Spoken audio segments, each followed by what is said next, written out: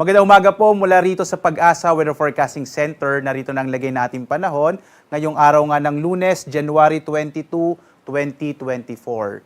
Sa ating latest satellite images, makikita ho natin na patuloy ang epekto ng northeast monsoon o itong hanging amihan at inaasahan natin lalong-lalo na sa mga susunod na araw ay patuloy na makakaapekto at lalakas pa itong hanging amihan na maaaring makaapekto hindi na lamang dito sa Luzon at maaari itong umabot hanggang sa Kabisayaan. Samantala naman, sa iba pang bahagi ng ating bansa, makararanas pa rin ng mga isolated rain showers and thunderstorms, partikular na sa bahagi ng Visayas at dito sa may bahagi rin ng Mindanao. Sa ngayon nga, base sa ating pinakahuling mga datos ay wala pa rin tayong nakikitang anumang low pressure area na maaring maging bagyo sa mga susunod na araw. Wala pa tayong LPA na minomonitor sa loob at labas ng Philippine Area of Responsibility. Mas malaki lang ang mga pag-ulan, malaki lang ang tsansa ng mga pag-ulan, partikular na dito sa may silangang bahagi ng Northern Luzon. Samantala sa iba pang bahagi ng ating bansa, mga pulupulong pag-ulan, pagkilat pagkulog naman ang mararanasan. Dito sa Luzon, inaasahan natin ang malaking tsansa ng mahihinang pag-ulan, partikular na sa bahagi ng Batanes, kasama rin yung Apayao, Cagayan, kasama yung Babuyan Islands, dulot yan sa patuloy na paglakas ng northeast monsoon o hanging amihan. Samantala, sa nalalabing bahagi ng Northern Luzon, yung Ilocos Region, nalalabing bahagi ng Cordillera at ng Cagayan Valley, kasama din itong Central Luzon, Calabarzon at Kamaynilaan. Inaasahan natin yung posibilidad ng pulupulong mahihinang pag-ulan pero dahil pa rin sa epekto ng northeast monsoon, posibleng patuloy ho na medyo malamig pa rin yung gabi na ating mararanasan.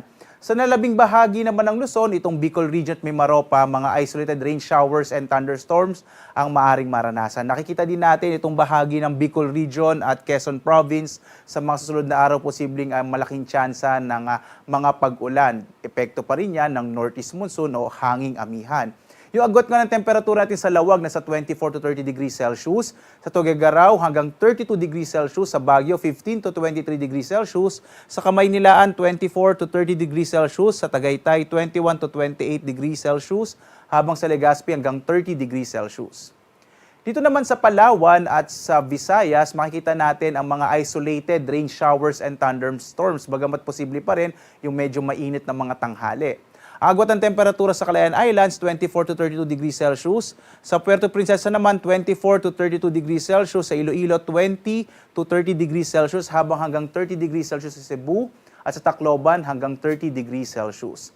Sa bahagi naman ng Mindanao, posible rin yung mga isolated o pulupulong mga pag-ulan, pagkilat, pagkulog. Bagamat mga isolated ito, minsan yung mga localized thunderstorms ay maaaring magdulot ng mga biglaang pagbaha at pagguho ng lupa. Ugalayin ho natin na laging updated sa mga nilalabas na mga warnings na ating mga Regional Services Division dito sa Visayas at sa Mindanao. Yung agwat ng temperatura sa Zamboanga, 24 to 33 degrees Celsius. Sa Cagayan de Oro naman, nasa 26 to 30 degrees Celsius, habang sa Davao ay mula 25 to 32 degrees Celsius.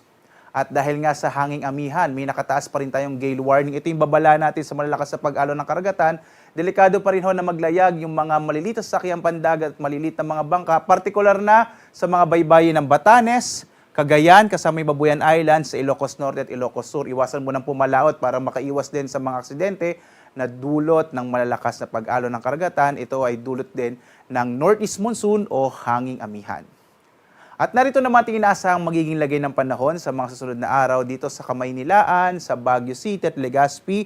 Inaasahan natin yung patuloy na epekto ng northeast monsoon o hanging amihan, habang sa Legazpi, sa bahagi ng Bicol, ay posible ang mas malaking tsansa ng mga pag-ulan pagdating ng araw ng Miyerkules at Huwebes, dulot ng northeast monsoon. Yung agwat nga ng temperatura natin sa Metro Manila mula 23 to 30 degrees Celsius. Sa Baguio, maaari pang bumaba ang temperatura mula 14 to 23 degrees Celsius, habang sa Legazpi City ay mula 23 to 30 degrees Celsius.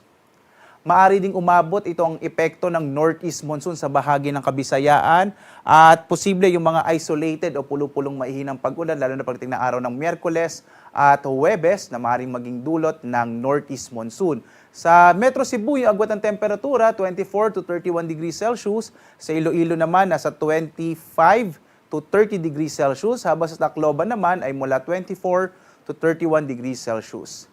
Mga isolated o pulupulong mga pag-ulan, pagkulog naman ng maaaring maranasan sa bahagi naman ng Mindanao, habang sa Metro Davao, ang ating agwat ng temperatura ay mula 24 to 32 degrees Celsius. Dito sa Cagayan de Oro City, sa Northern Mindanao, nasa 24 to 30 degrees Celsius, habang sa Zamboanga City, nasa 24 to 34 degrees Celsius.